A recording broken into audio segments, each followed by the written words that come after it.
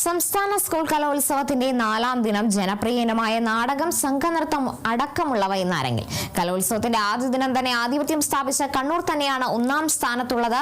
723 പോയിന്റാണ് കണ്ണൂരിനുള്ളത്. 718 പോയിന്റുമായി കോഴിക്കോട് 2ാം സ്ഥാനത്തും ആതിഥേയരായ തൃശൂർ 3ാം സ്ഥാനത്തുമുണ്ട്. കലോത്സവ നഗരിൽ നിന്നും സമഗ്ര കവറേജുമായി പ്രസാദ് കാളിദാസും രേണുക രാജേന്ദ്രനും ചേരുന്നുണ്ട്.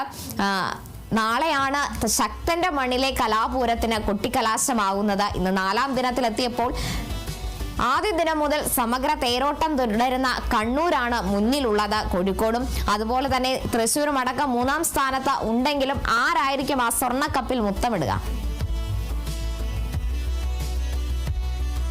എന്തായാലും കാർത്തു പറഞ്ഞു പോയപ്പോൾ ആ പോയിന്റിൽ ഒരു ചെറിയ മാറ്റമുണ്ട്. കാരണം ഇപ്പം കണ്ണൂരിന് 739 പോയിന്റുമായി ഒരു ആധിപത്യം സ്ഥാപിച്ചിരിക്കുന്നു. കാരണം തൊട്ടു പുറകിലുള്ള കോഴിക്കോടിന് 728 പോയിന്റാണ്. അതിന് തൊട്ടു പുറകിൽ കോഴിക്കോടും തൃശ്ശൂരും ഇഞ്ചോടിഞ്ച്. കാരണം 726 തൃശ്ശൂരിന്. പിന്നെ താഴേക്ക് പാലക്കാട്, തിരുവനന്തപുരം, തൃശ്ശൂരും പാലക്കാടും ഒപ്പത്തിനൊപ്പം 726 പോയിന്റുമായി. അപ്പം നാടകമുണ്ട്. ഇന്നത്തെ 4ാമത്തെ ദിവസമായി. ഇനിയിപ്പോ നാളെയോട് കഴിയുക ഇല്ലേ? നമ്മുടെ ഒരു ഷെഡ്യൂൾ അങ്ങനെ തീരുക. നമ്മൾ കൂടുതലും നമ്മുടെ ആ ഒരു കലാപരിപാടിയിലെല്ലാം നമ്മൾ കണ്ടത് നമ്മുടെ വേദി, നമ്മുടെ സ്വന്തം വേദി, ഇന്നും പക്ഷെ എല്ലാവർക്കും പ്രിയപ്പെട്ട ഒരുപാട് ഇനങ്ങളുണ്ട്. നാടകവും ഇന്നലെ ഉണ്ടായിരുന്നു, ഇന്നുമുണ്ട് നാടകം. അതേപോലെ ഇന്ന് ഗോത്രകലകൾ 2 ഉണ്ട്. കഴിഞ്ഞ 3 ദിവസമായിട്ട് ഓരോന്നായിരുന്നു. ഇന്നിപ്പം പളിയ നൃത്തമുണ്ട്, ഇരുള നൃത്തമുണ്ട്. ഏതായാലും ആ ഒരു കലകൾ കൂടെ നമ്മൾ കാണണം. വേദികളിലോട്ടൊന്ന് പോയാലോ കാളിദാസ്? അതിനു മുമ്പേ ഇപ്പം മൊത്തത്തിൽ 249 ഇനങ്ങളാണ്. അതിൽ എത്ര എണ്ണം കഴിഞ്ഞെന്നറിയാമോ? ഏകദേശം ഒരു ശതമാനക്കണക്ക് പറഞ്ഞാൽ ഒരു 80%. അടുത്തെത്തി 72% കഴിഞ്ഞു. കാരണം 249 189 ഇനങ്ങളും പൂർത്തിയായി. ഇനിയും ബാക്കി വളരെ കുറച്ച് 68 ഇനങ്ങളും കൂടെ ഇനി ബാക്കിയുള്ളൂ. ഇന്നും നാളെയായിട്ട് അത് വളരെ പെട്ടെന്ന് തീരുമല്ലേ? കാരണം കഴിഞ്ഞ തവണയൊക്കെ എനിക്ക് 4ാം ദിവസമായപ്പം ഒരു 60% ആയിട്ടുള്ളൂ. കഴിഞ്ഞ തവണത്തെക്കാളും ഭയങ്കര വളരെ വേഗം കുറ്റമറ്റതായ രീതിയിൽ വലിയ രീതിയിൽ അപ്പീലുകളില്ലാതെ, അതും കാണാം നമുക്ക് അവിടെ ഇവിടെയൊക്കെ ചെറിയൊരു വിഷയങ്ങളൊക്കെ ഉള്ളൂ. അതിൻ്റെ അപ്പുറത്തേക്ക് വലിയ രീതിയിലുള്ള അപ്പീലുകൾ പോലും നമ്മൾ അങ്ങനെ കണ്ടില്ല. എന്തായാലും 72% ഇനങ്ങളും പൂർത്തിയായി. ഇനി 68 എണ്ണം കൂടെ ബാക്കിയുള്ളൂ. അങ്ങനെ നാളെ ഉച്ചയോടുകൂടി തന്നെ എനിക്ക് തോന്നുന്നു ഇതെല്ലാം പൂർത്തിയാവും. കാരണം ഈ പൂർത്തിയായതിനു ശേഷമായിരിക്കും ആ സമാപന ചടങ്ങിലേക്ക് തന്നെ വരിക. അതാണ് മെയിൻ. ഈ വേറൊരു കാര്യം പറയുന്നുണ്ട്. എനിക്ക് തോന്നുന്നു ഞാൻ ചെറുതായിരുന്നപ്പോഴാണ് ഒരു കലോത്സവത്തില് വേദിയില് സമാപന സമ്മേളനം നടന്നുകൊണ്ടിരിക്കുക. അതേ സമയത്ത് മറ്റൊരു ഭാഗത്ത് ഈ ഇനം നടക്കുന്നുണ്ട്, സംഘനൃത്തം എങ്ങാണ്ടാന്ന് തോന്നുന്നു. അപ്പം ഇവിടെ പ്രസംഗിച്ചുകൊണ്ടിരിക്കുന്നു, നമ്മുടെ പലരും പ്രമുഖരായ വ്യക്തികളൊക്കെ പ്രസംഗിച്ചുകൊണ്ടിരുന്നു. കുറേ ആൾക്കാർ ഇങ്ങനെ വെയിറ്റ് ചെയ്യുക. അപ്പം ആർക്കാണ് ഓവറോൾ കിരീടം എന്ന് പറഞ്ഞ് ഇങ്ങനെ വെയിറ്റ് ചെയ്യുക. പക്ഷേ ഈ പ്രസംഗം ഇങ്ങനെ നീളുക, എന്താ കാര്യം എന്ന് മനസ്സിലാവും. സംഭവം എന്ന് വെച്ചാൽ അവിടെ കഴിഞ്ഞ് അവരുടെ റിസൾട്ട് വന്നിട്ടില്ല.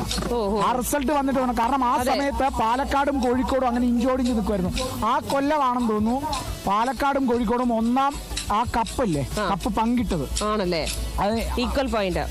അത് കോഴിക്കോട് നടന്ന, അതായത് ഇത് കഴിഞ്ഞ കൊല്ലം തൃശ്ശൂരിന് കിട്ടി. അതിനു മുമ്പ് എവിടായിരുന്നു? കൊല്ലത്ത് വെച്ച് നടന്നതിൽ എനിക്ക് തോന്നുന്നു കോഴിക്കോടാണ്. അതിനു മുമ്പായിരിക്കണം ഇതായത്. എന്തെങ്കിലും ഈ പറഞ്ഞതിൽ കപ്പ് ജേതാക്കളായ അവരുടെ ജില്ലകളുടെ പേര് പറഞ്ഞതിൽ തെറ്റുണ്ടെങ്കിൽ ക്ഷമിക്കുക, വേറെ വഴിയില്ല. പെട്ടെന്ന് ഓർത്തിട്ട് കിട്ടാഞ്ഞിട്ട് എന്റെ ഒരു പഴയ ഓർമ്മയാണ്. അതേപോലെ രേണുവിനെ ഇപ്പം കുഞ്ഞിലെയൊക്കെ ഈ കലോത്സവം എന്ന് കേൾക്കുമ്പോൾ എന്തായിരുന്നു? അല്ലെങ്കിൽ പത്തനംതിട്ടയിൽ ഒരു കലോത്സവം നടന്നു എനിക്ക് തോന്നുന്നു. അത് നടന്നിട്ടുണ്ട്. ഞാൻ കോളേജിൽ പഠിക്കുന്ന സമയത്താണ് പത്തനംതിട്ടയിലെ കലോത്സവം. പണ്ട് പറയുന്നൊരു 5 കൊല്ലമായതുള്ളൂ കേട്ടോ. കോളേജിൽ പഠിക്കുന്ന സമയത്താണ് കലോത്സവം പത്തനംതിട്ടയിൽ വന്നത്. ഞങ്ങളുടെ കോളേജിൽ അടക്കം ഉണ്ടായിരുന്നു. സ്റ്റേഡിയത്തിലും കാതോലിക്കറ്റ് കോളേജിലടക്കം ഓരോരോ വേദികളായിട്ട് അവര് വച്ചിട്ടുണ്ടായിരുന്നു. എന്റെ ഒരു കലോത്സവ ഓർമ്മ. 5 ദിവസം കോളേജിൽ പോയില്ല. ഞങ്ങൾക്ക് അവധിയായിരുന്നു. ഞാൻ പിന്നെ ക്യാമ്പസിലൊക്കെ തന്നെ ഇങ്ങനെ ചുറ്റി നടക്കുമായിരുന്നു. അതൊരു നല്ല ഒരു ഓർമ്മയാണ്. അതോടൊപ്പം തന്നെ ഈ സ്കൂളില് ടീച്ചേഴ്സിന്റെ കൂടെ ഞങ്ങൾ കണ്ണൂര് വന്നിട്ടുണ്ട് കലോത്സവത്തിന്. അത് ഞാൻ 9ൽ പഠിക്കുമ്പോഴാണ് തോന്നുന്നു. അപ്പോഴാണോ ഈ സംഘനൃത്തമൊക്കെ? അപ്പോഴാണ് ദേശഭക്തി ഗാനത്തിനൊക്കെ കണ്ണൂര് വന്നത്. അതുവരെ പിന്നെ ഞാൻ സ്പോർട്സിലായിരുന്നു. പിന്നെ ഇങ്ങോട്ട് കലയിലോട്ട് ഇങ്ങനെ ഇറങ്ങി വരുവായിരുന്നു. അതോടെ തീർന്നു, കല മരിച്ചു. അപ്പം നമുക്ക് ഏതൊക്കെ വേദികളൊക്കെ ഒന്ന് പോയിട്ട് വരാം. ഒന്നാം വേദിയിൽ സൂര്യകാന്തി, ഭരതനാട്യവും സംഘനൃത്തവും. ഭരതനാട്യം എനിക്ക് തോന്നുന്നു കഴിഞ്ഞ 4 ദിവസമായിട്ട് ബോയ്സ് ആണ് കേട്ടോ. ഇന്ന് ബോയ്സ് ആണ്. അതെ, HSS ബോയ്സിന്റെ ആണ് ഭരതനാട്യം. 9:30 വേദി 1 ഭരതനാട്യം, 2 മണിക്ക് സംഘനൃത്തം HSS. വേദി 2 നോക്കുവാണെങ്കിൽ പരിചമുട്ട് HSS വൃന്ദവാദ്യം. ഒന്നില് ഭരതനാട്യം രാവിലെ HSS ബോയ്സ് ആണോ ഗേൾസ് അല്ലേ? അല്ല, ഗേൾസ് ആണ്. ഗേൾസ് സോറി പ്രായമായതുകൊണ്ട് കണ്ണിത്തിരി. അതെ സോറി. ഓക്കെ, വേദി 2 പരിചമുട്ട HSS, 2 മണിക്ക് വൃന്ദവാദ്യം. നമ്മൾ ഇന്നലെ കണ്ടത്. അതെ അതെ, അത് തെറ്റാണ് കേട്ടോ, ഗംഭീരമാണ് ശരിക്കും. പരിചമുട്ട് കണ്ടിട്ടുണ്ടോ? പരിചമുട്ട ഇല്ല. ഇന്ന് നമ്മൾ വേദിയിൽ സെറ്റ് ആക്കും പരിചമുട്ട്. കാണാത്ത പല കാര്യങ്ങളും കാണുന്നത് ഇവിടെ. വേദി 3 നോക്കുവാണെങ്കിൽ ഇരുള നൃത്തം. ഗോത്രകലകൾ, ബാക്കിയുള്ള ഗോത്രകലകളിൽ ഒരെണ്ണം നൃത്തം. വേദി 4 ചവിട്ട് നാടകം. ചവിട്ട് നാടകം ഇന്നലെ നമ്മൾ കോസ്റ്റ്യൂം ഇല്ലാതെ കണ്ടായിരുന്നു. ചവിട്ടി അങ്ങ് പിള്ളേര് തറയൊക്കെ അങ്ങ് പൊളിച്ച്. അവര് പറഞ്ഞത് അതാ, അപ്പോഴും ആ ചവിട്ട് റെഡി ആയിട്ടില്ല. നമ്മുടെ ഫ്ലോർ അത്ര കല്ലും മണ്ണും നിറഞ്ഞതായതുകൊണ്ട്, അങ്ങനെ ആയതുകൊണ്ടാണെന്ന് പറയാം. പക്ഷെ ആ കല്ലും മണ്ണും ഒക്കെ മാറ്റിയിട്ടുണ്ട് കേട്ടോ. ഇന്ന് അവർക്ക് പരമാവധി കളിക്കാം, ശക്തിയിൽ ചവിട്ടാം. അതെ. വേദി 5 പളിയ നൃത്തം. പളിയ നൃത്തവും കാണണം. ഗോത്രകലകളിലെ അഞ്ചാമത്തെ നൃത്തവും പളിയ നൃത്തവും. ഇന്നത്തോടെ ഗോത്രകലകള് അവസാനിക്കുക, അവരുടെ ഇനങ്ങൾ അവസാനിക്കുകയാണ്. അത് അഞ്ചാമത്തേല് ശംഖുപുഷ്പം. അതെ. വേദി 6 ചെമ്പകം മോണാക്ട് ആണ്. HSS ബോയും HSS ഗേൾസിന്റെയും മോണാക്ട് ഉണ്ട്. നാടോടി നൃത്തവും ഇന്നുണ്ട്. കണ്ണ് കാണിക്കണം കേട്ടോ. HSS ആദ്യം HSS girls, sorry mono act HSS boys രണ്ടും അങ്ങോട്ടും ഇങ്ങോട്ടും മാറി. എന്തായാലും മോണാക്ട് നമ്മള് വേദി 6 ഉണ്ട്. ഓക്കെ. വേദി 7 കേരള നടനം മന്ദാരം HSS ഗേൾസ്. 2 മണിക്ക് കോൽക്കളി HSS. വേദി 8 കഥകളി സംഗീതം HS. നമ്മളതേപോലെ കോൽക്കളി കണ്ടില്ല. അതെ, കോൽക്കളി നമുക്ക് ഇതുവരെയ്ക്കും വന്നിട്ടില്ല. കഥകളി സംഗീതം നമ്മൾ കണ്ടില്ലല്ലോ. കഥകളി സംഗീതം അതെ കണ്ടില്ല. ഇന്ന് നമ്മളത് കാണും, കേൾക്കും. അതെ. വേദി 8 കഥകളി സംഗീതം HS ഗേൾസും, 12 മണിക്ക് കഥകളി സംഗീതം HS ബോയ്സും. വേറൊരു കാര്യം ചെയ്യട്ടെ, ഇങ്ങനെ നമ്മൾ പറഞ്ഞു പെട്ടെന്ന് നോക്കുന്നത്, ഈ കഥകളി ഇല്ലേ, കഥകളി നടക്കുന്ന സമയത്ത് അതിനൊരു ആ ഒരു ഇമോഷൻ കൊടുക്കുന്നത് ഈ കഥകളി സംഗീതമാണ്. കഥകളി സംഗീതം ചൊല്ലുന്നത് 2 പേരാ. അത് ഒരാള് മെയിൻ വോയിസും അയാളുടെ കൂടെ സപ്പോർട്ടിംഗ് ആയിട്ട് വോയിസും. ഈ മെയിൻ വോയിസിന് ഒരു പേര് പറയും. ആ പേരറിയാമോ? ഇല്ല. അതൊരു സ്ഥലത്തിന്റെ പേരാ, മലപ്പുറത്തുള്ളൊരു സ്ഥലമാണ്. എല്ലാവർക്കും മലപ്പുറം എന്ന് പറയുമ്പോൾ ഏറ്റവും ആദ്യം മനസ്സിൽ വരുന്നൊരു പ്രദേശം അല്ലെങ്കിൽ ആ സ്ഥലത്തിന്റെ പേരാണ് അയാൾക്ക് പറയുന്നത്. ഞാൻ പറയട്ടെ, പൊന്നാനി എന്നാണ് പറയാ. പൊന്നാനി. അതായത് ഈ കഥകളി സംഗീതത്തിൽ 2 പേരുണ്ട്. അപ്പം ഈ കഥകളിയുടെ ആ ഒരു രീതി എന്ന് പറയുന്നത്, ഇപ്പം ഒരു ഭാഗം അവര് അഭിനയിച്ച് കാണിക്കും. ഈ പാട്ടിലുണ്ട് ആ കഥ, ആ കഥയിലുള്ള പോലെ തന്നെ അഭിനയിച്ച് കാണിക്കുക എന്നുള്ളതാണ് കഥകളി. അപ്പൊ ഈ പൊന്നാനി പാടും. പൊന്നാനി പാടി പൊന്നാനി എത്രയും പാടിയ ആ കാര്യമുണ്ടല്ലോ, അത് ഈ കഥകളി കലാകാരൻ അഭിനയിച്ച് കാണിക്കും.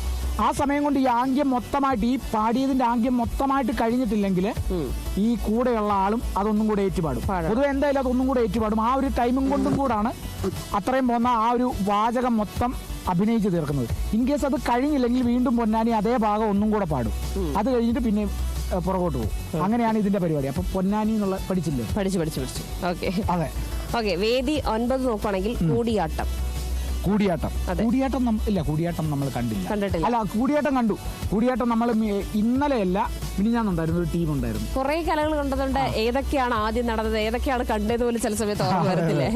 വേദി 10 നോക്കുകയാണെങ്കിൽ ചെമ്പരത്തി വഞ്ചിപ്പാട്ടാണ്. അത് നമ്മൾ കണ്ടിട്ടില്ല. ഇന്നാണ് എന്തായാലും വേദിയിലോട്ട് വഞ്ചിപ്പാട്ട് വരാൻ പോകുന്നത്. അതെ. അല്ല, അതേന്നല്ല, അത് ബാക്കി പാടണം. ഇതേതോ കൊച്ചു പെണ്ണെ കുയിലാളെ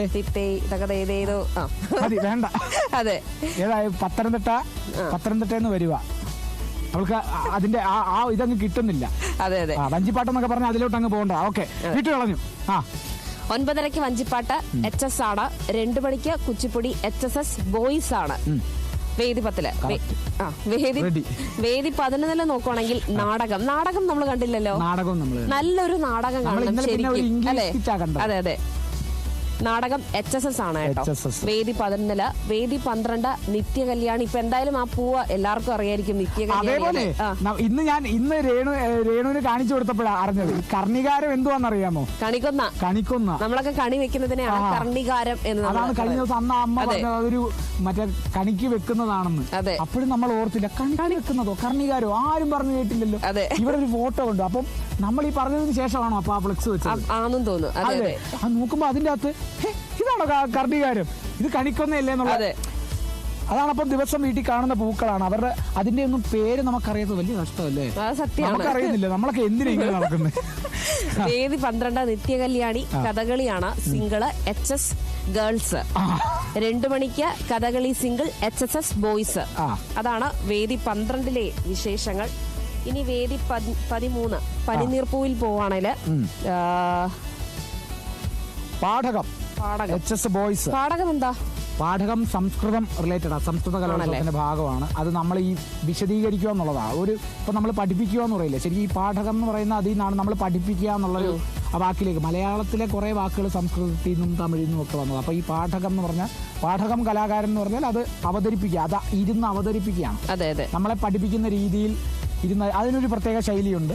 ആ ശൈലി ഫോളോ ചെയ്തിട്ടാണ് ആ പാഠകം വരുന്നത്. പാഠകം നമുക്ക് ഇന്ന് പ്രതീക്ഷിക്കാം അല്ലേ? ഒരു പാഠക കലാകാരനെ ഇന്ന് നമുക്ക് പ്രതീക്ഷിക്കാം. അത് പെട്ടെന്ന് പറഞ്ഞപ്പോഴാണ് കളേഴ്സ് എനിക്ക് ഓർമ്മ വന്നത്. നമ്മളെ ഈ വിഷ്വൽ ഒന്ന് ക്ലോസ് ആയിട്ട് നോക്കി. ഇത് നമ്മുടെ ലോഗോയിലുള്ള ഒരു വിഷ്വലിന്റെ ഇതാണ്. ഇതിനകത്ത് പ്രേക്ഷകരൊന്ന് ശ്രദ്ധിച്ചു നോക്കുവാണെങ്കിൽ ഈ വർഷത്തെ 64ാമത് സംസ്ഥാന സ്കൂൾ കലോത്സവത്തിന്റെ ഒരു 6ഉം 4ഉം കാണാം. പക്ഷേ അത് പല വാദ്യങ്ങളുടെ രൂപത്തിൽ. ബ്രഷ് ഉണ്ട്, ചിലങ്കയുണ്ട്, വീണയുണ്ട്, പിന്നെ ഇപ്പുറത്തുള്ളത് എന്തുവാ, അവിടെ പെയിന്റ് ഉണ്ട്, 4 പെയിന്റിംഗ് ഉണ്ട്, ചിലങ്കയുടെ മുത്തുമുത്ത്. നല്ല കഴിവുള്ള ആരുണ്ടോ ചെയ്തൊരു പണിയാണ്. നല്ല കഷ്ടപ്പെട്ട് നല്ലോണം ചെയ്തിട്ടുണ്ട്. ഈ കയറുണ്ടല്ലോ, കയർ മറ്റേ തമ്പുരുവിന്റെ തന്ത്രിയായിട്ട് നമുക്ക് വേണമെങ്കിൽ സങ്കല്പിക്കാം. എന്തായാലും 64 നല്ല സെറ്റാക്കി എടുത്തിട്ടുണ്ട്. ഇത് തന്നെയാണ് നമ്മുടെ ലോഗോയിലും. ലോഗോ കിടുക്കി. അതെ, ഇത്തവണ ലോഗോ എന്തായാലും തൃശ്ശൂരിന്റെ ഒരു എല്ലാം നിറഞ്ഞ്, തൃശ്ശൂർ പൂരം അടക്കം എല്ലാം നിറഞ്ഞൊരു ലോഗയാണ് ഇത്തവണയുള്ളത്. നമ്മൾ വേദി 13 വരെ എത്തി. അല്ലെ, അവിടെ പാഠകമാണ്. വേദി 14 നന്ദ്യാർവട്ടത്തിൽ ശാസ്ത്രീയ സംഗീതമാണ്. ശാസ്ത്രീയ സംഗീതം നമ്മൾ കഴിഞ്ഞ ദിവസം കേട്ടായിരുന്നു. ആ ശാസ്ത്രീയ സംഗീതം രാവിലെ HSS ഗേൾസ്, HSS ബോയ്സ് 12 മണിക്ക്, HS ഗേൾസ് 3 മണിക്ക്. പിന്നെ അടുത്തതിലേക്ക് വേദി 15 അത് താമരയാണ്. അപ്പം അത് നമുക്ക് പെട്ടെന്ന് ആ പഴയ പേര്. അപ്പം വേദി 15 താമരയിൽ ഓടക്കുഴൽ നമുക്കത് കാണല്ലേ? ഓടക്കുഴൽ മസ്റ്റ് ആയിട്ട് നമുക്കൊന്ന് കാണണം. കണ്ടില്ലെങ്കിലും നമുക്കൊരു സൈഡിൽ നിന്ന് കേട്ടാലെങ്കിലും അത് ആരൊക്കെയാണെന്ന് അത് കഴിഞ്ഞിട്ട് നമുക്ക് അറിയാൻ വേണം. അവിടെ ഓടക്കുഴലും പിന്നെ ഉച്ചയ്ക്ക് ശേഷം നാദസ്വരം. നമ്മുടെ ഇന്നലെ ഒരു പയ്യൻ, ഇന്നലെയാണോ മിനിഞ്ഞാന്നാണോ ഒരു നാദസ്വരം ഉണ്ട്. നാദസ്വരം കലാകാരനാണെന്ന് നമ്മൾ പറയുകയും ചെയ്തു. അവനോട് പ്രത്യേകം പറഞ്ഞിട്ടുണ്ട് അത് കഴിഞ്ഞിട്ട് അങ്ങോട്ട് വരാൻ. അപ്പൊ ആ നാദസ്വരം നമുക്ക് കേൾക്കാം. പിന്നെ ട്രിപ്പിൾ ജാസ് നമ്മൾ ഇന്നലെ കണ്ട ഒന്നുകിൽ ആ ട്രിപ്പിൾ ഡ്രമ്മോ അല്ലെങ്കിൽ ആ ജാസോ, അതാണ്. വേദി 16 വാടാമല്ലി അറബിക് നാടകം കാണാം. പക്ഷെ ഇത് മനസ്സിലാവുമെന്നുള്ളത് ട്രാൻസ്ലേറ്റ് ചെയ്യണം, അവരെ കൊണ്ട് തന്നെ നമ്മൾ ട്രാൻസ്ലേറ്റ് ചെയ്യണം. ഈ മറ്റേ സിനിമയൊക്കെയാണ് നമുക്ക് താഴെ ടൈറ്റിൽ കൊടുക്കരുത്. വേദി 17 മുല്ലപ്പൂവ് വിവർത്തനം HS.